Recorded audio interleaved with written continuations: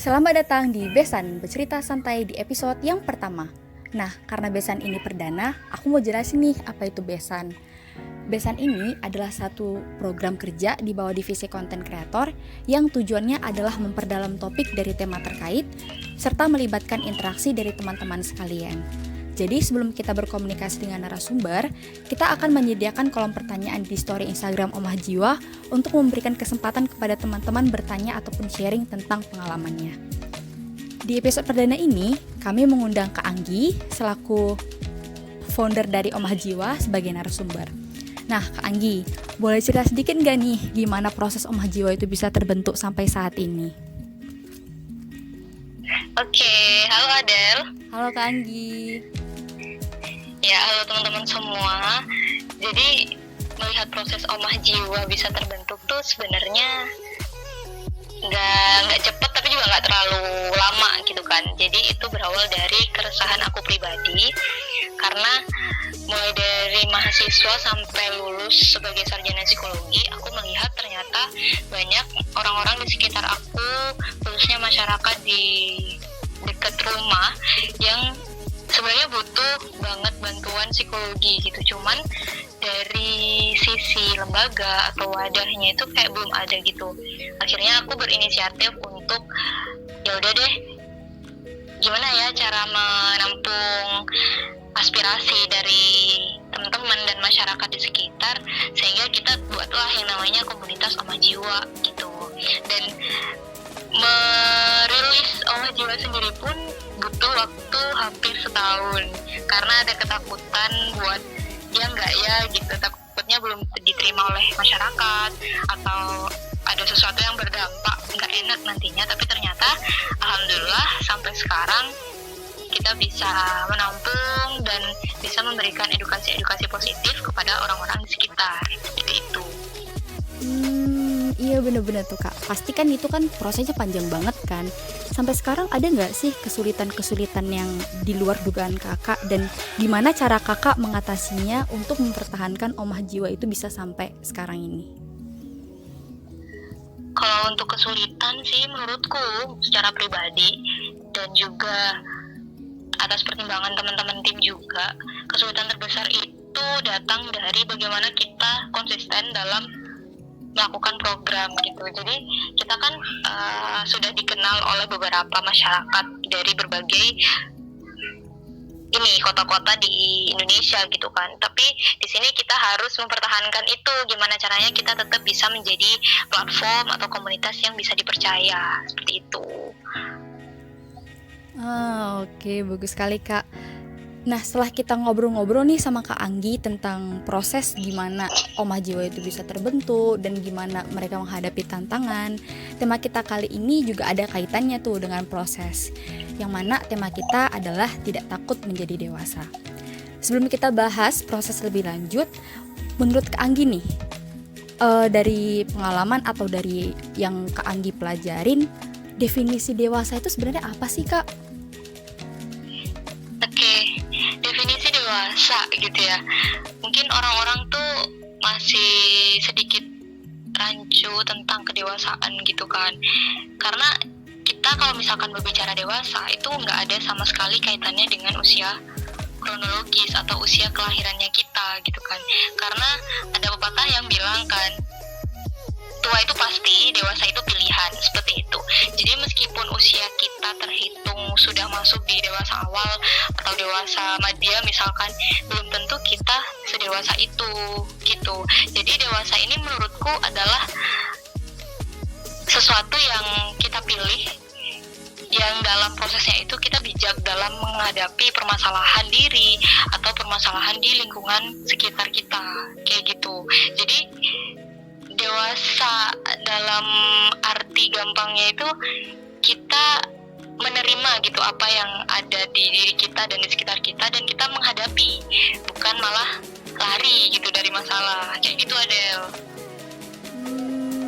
Iya, ada juga pernah sih Kak denger itu yang orang-orang pada bilang kalau misalnya umur tuh nggak menentukan tingkat kedewasaan seseorang. Tapi apakah dewasa itu dituntut oleh situasi atau ada orang yang memang memilih untuk menjadi dewasa gitu Kak. Misalnya orang yang berusaha mengupgrade dirinya, jadi dia mencari tantangan supaya dia bisa menjadi dewasa. Menurut Kakak tuh gimana? Oke, jadi kalau terkait pilihan atau tuntutan gitu ya, itu bisa terjadi dari dua-duanya gitu ada teman-teman. Dan di sini aku mau bahas sedikit tentang sebenarnya dewasa ini adalah satu step yang harus kita lalui, yang harus semua orang tuh sebenarnya harus melewati satu step ini gitu, walaupun itu susah gitu kan menurut beberapa orang. Dan dari sisi psikologi sendiri, di dalam tahap-tahap perkembangannya pun kita itu ada yang namanya tahap dewasa, dan itu pun dibagi menjadi 3, dewasa awal, dewasa akhir, dan dewasa lanjut, seperti itu. Jadi sebenarnya selain tuntutan dari lingkungan, dari diri kita sendiri, itu juga kita harus sebagai pilihan bagaimana kita menyeimbangkan antara kedewasaan kita dengan usia kita, seperti itu. Karena yang menentukan di sini karena bukan usia kronologis ya, berarti itu adalah usia mental kita. Jadi bagaimana kesiapan mental kita dalam menghadapi apa yang akan terjadi dan yang sedang terjadi, seperti itu. Ngomong-ngomong nih Kak, Adel mau nanya juga nih, kan tadi Kakak ada bahas tuh tentang tahapan usia gitu. Nah, waktu Kakak masih kecil gitu, Kakak pernah gak sih nonton Disney yang series Peter Pan dan Cinderella? Kalau nonton full gitu ya kayaknya aku belum deh. Tapi kalau misalkan baca kayak cerita atau sinopsisnya gitu kayaknya pernah. Jadi Adel baca-baca tuh kan di internet, ada tuh sindrom yang dimana untuk anak laki-laki, sindrom Peter Pan, yang anak laki-laki itu menolak untuk menjadi dewasa karena takut kehilangan masa anak-anaknya. Sementara untuk perempuan ada itu namanya sindrom Cinderella kompleks, yang dimana anak perempuan itu enggan atau takut menjadi mandiri. Nah, jadi biasanya mereka selalu punya keinginan untuk diselamatkan dan dilindungi oleh orang-orang yang menurut mereka adalah gambaran dari pangeran. Nah, jadi kaitannya dengan dewasa itu sendiri, kenapa sih Kak beberapa orang itu memilih untuk nggak mau menjadi dewasa terkait film Disney tadi gitu? Mungkin bukan dari gendernya, tapi dari gambaran itu, kenapa sih orang-orang tuh memilih untuk aku tuh pengennya tuh anak-anak terus gitu, aku nggak pengen dewasa. Menurut Kakak gimana? Ya, film ini tuh series ini tuh menurutku psikologis banget gitu ya. Kita bisa lihat bagaimana sosok Cinderella kompleks dan Peter Pan syndrome itu ditayangkan di series ini gitu, dan kita juga bisa belajar banyak sih di sini. Kenapa seseorang atau beberapa orang menjadi takut ketika dia sudah berada pada tahap usia dewasa gitu kan secara kronologis, tetapi dari mentalnya ternyata dia belum siap gitu. Jadi apa sih yang menyebabkan? Kalau menurut aku dan beberapa hal yang udah aku pelajari sebelumnya, yang pertama itu dari mindset atau pola pikir. Jadi gimana sih kita itu berpikir tentang gimana diri kita dan gimana orang lain di sekitar kita gitu. Kadang kan khususnya nih kalau misalkan kita belajar mau ke arah dewasa, kita kan pasti melewati yang namanya masa remaja dulu ya. Nah, di masa remaja ini kita identik dengan yang namanya identitas diri, yaitu pencarian jati diri. Sebenarnya kita ini potensinya apa, kelebihannya apa, kelemahannya apa yang kita bisa kembangkan gitu kan. Kalau misalkan terkait karir, kita itu akan melihat sebenarnya jurusan atau pekerjaan yang cocok buat kita itu apa gitu kan. Nah, itu kenapa seseorang itu mungkin ada beberapa yang berpikiran tentang dunia dewasa itu lebih kejam, mungkin seperti itu ya, atau dunia dewasa itu lebih rumit gitu. Mending jadi anak-anak aja gitu kan, nggak mikir karir, nggak mikir gimana caranya bisa bertahan hidup, dan nggak mikir tentang permasalahan sosial yang terkait interpersonal, terkait hubungan dengan orang lain, teman, keluarga, atau bahkan pasangan gitu Adel. Jadi itu yang pertama, tentang pola pikir. Kemudian penyebab yang kedua itu bisa jadi karena circle ini maksudnya aku adalah bagaimana dia berhubungan dengan lingkungan sekitarnya, dan ini banyak banget. Circle yang pertama yaitu pastinya kan keluarga gitu kan, bagaimana keluarga membentuk pola pikir dan perilakunya sehingga dia sebenarnya siap nggak sih untuk menghadapi lingkungan luar, dia siap nggak sih untuk menghadapi kehidupan selanjutnya gitu, khususnya pada masa transisi dari remaja ke dewasa. Nah, selain dari lingkungan keluarga itu, kita juga bisa lihat dari circle pertemanan, persahabatan, pertemanan atau relasi gitu ya. Jadi dia ini sering mainnya sama siapa gitu kan, kita ini sering mainnya sama siapa gitu, karena itu akan juga mempengaruhi pola pikir kita. Dan yang ketiga itu dari circle sekolah ya, sekolah itu berarti terkait dengan pendidikan. Itu kenapa pendidikan itu menjadi penting, karena itu adalah sebagai sarana pengembangan diri kita untuk bisa melihat mana yang harus dilakukan, mana yang tidak perlu dilakukan, dan itu juga akan berpotensi sebagai indikator menjadi dewasa. Dan lingkungan yang terakhir itu, circle yang terakhir itu terkait circle sosial. Jadi lingkungan kita dengan masyarakat, bagaimana interaksi kita dengan tetangga mungkin, atau dari pihak-pihak yang berkaitan dengan kepengurusan desa atau pemerintahan seperti itu. Nah, ini semua bisa membentuk bagaimana pola pikir dan perilaku kita di masa-masa perkembangan kita gitu. Nah, di sisi lain juga, kenapa sih orang itu takut menjadi dewasa? Karena yang pasti terlihat adalah takut mengemban amanah atau tanggung jawab yang besar. Karena banyak orang yang mengatakan bahwa orang dewasa itu dia yang harus mampu secara mandiri untuk menghadapi permasalahannya sendiri, entah itu terkait apapun, terkait ekonomi, terkait pendidikan, sosial, bahkan kehidupan berumah tangga, seperti itu.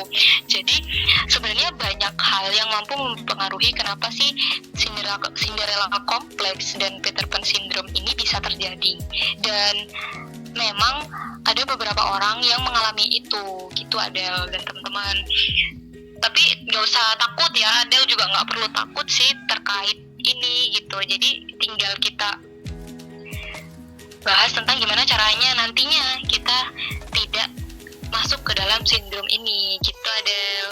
Waduh Kak Anggi, penjelasannya itu bener-bener ada belajar banyak banget loh dari apa yang Kakak bilang tadi. Bukan hanya permasalahan dari internal kita juga, tapi juga gimana kita tuh bisa engage ke eksternal kita gitu.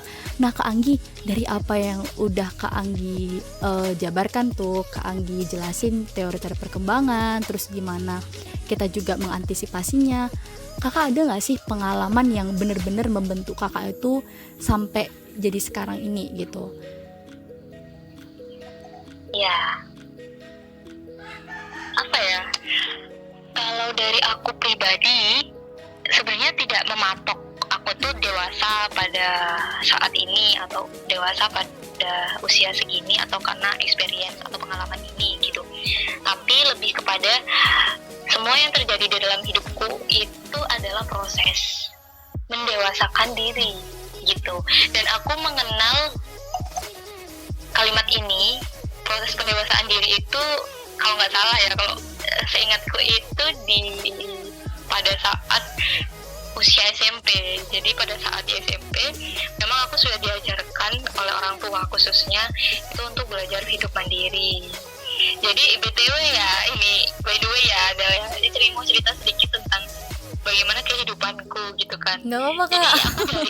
Jadi aku dari SMP itu aku hijrah pendidikan gitu ya. Maksudnya hijrah pendidikan ini merantau gitu lah. Jadi ceritanya rumahku itu di pedesaan gitu, ada di kabupaten pedesaan yang menurutku itu termasuk tempat yang pelosok gitu dibandingkan yang di kota-kota gitu kan. Nah, untuk perjalanan dari rumah ke SMP itu tuh membutuhkan waktu sekitar 30 menit lebih.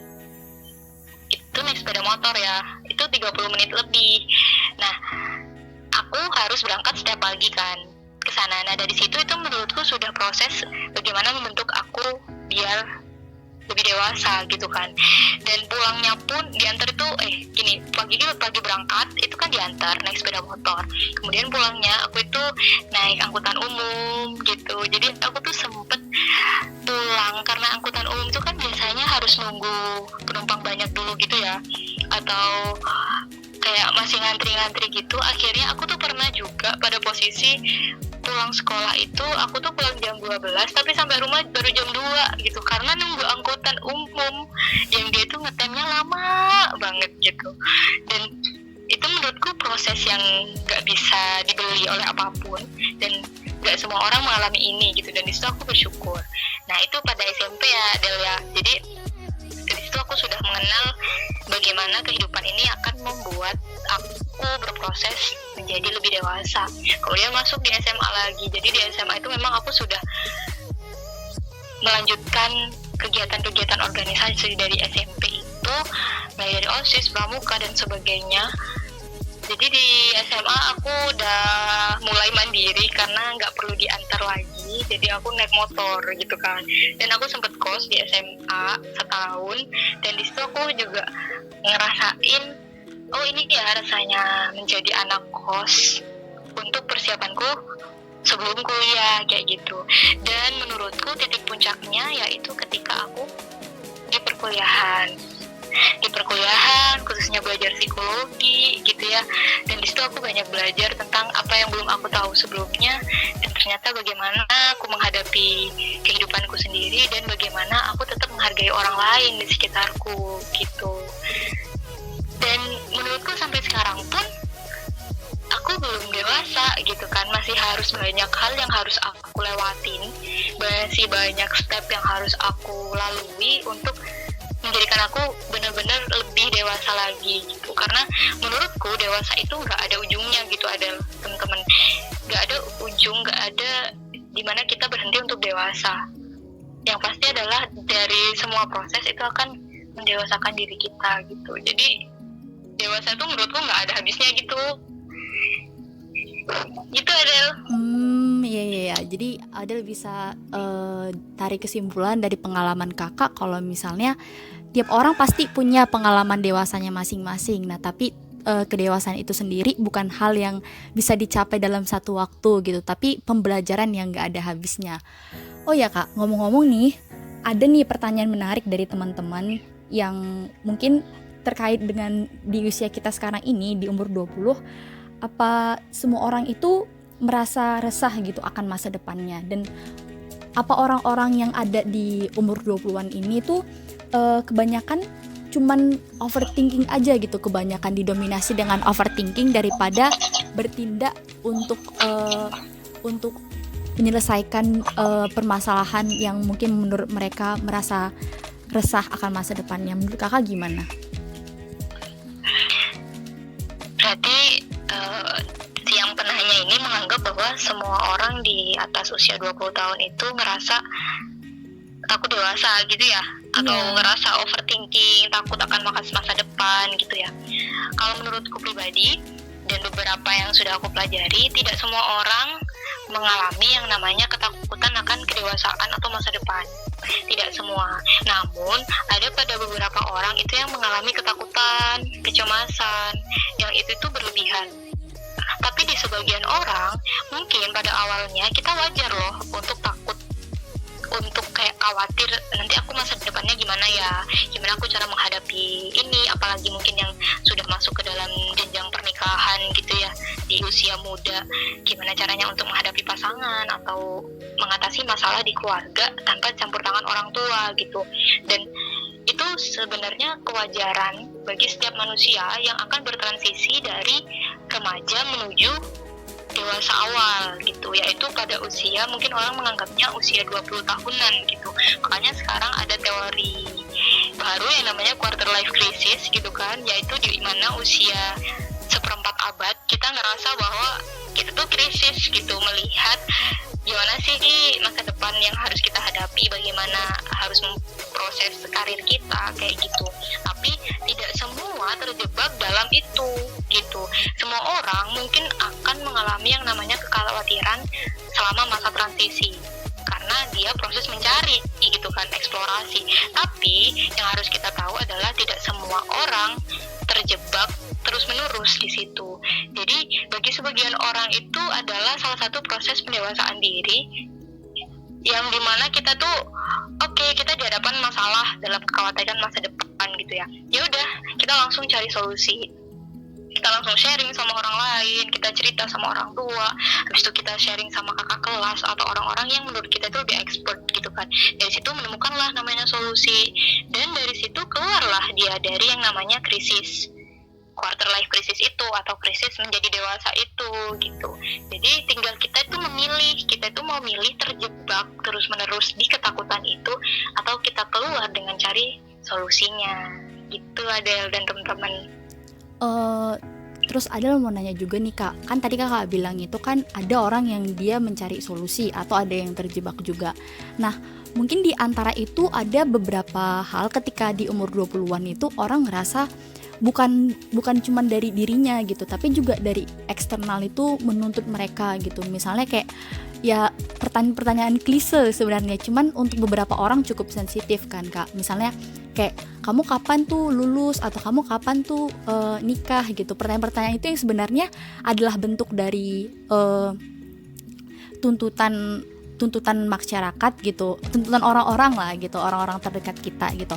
Menurut Kakak sendiri ada nggak sih kira-kira solusi supaya setidaknya orang-orang itu berani gitu untuk beranjak menuju kedewasaan gitu, dan mungkin menghilangkan beban yang timpang di antara tuntutan masyarakat dan berfokus ke perkembangan diri sendiri gitu Kak.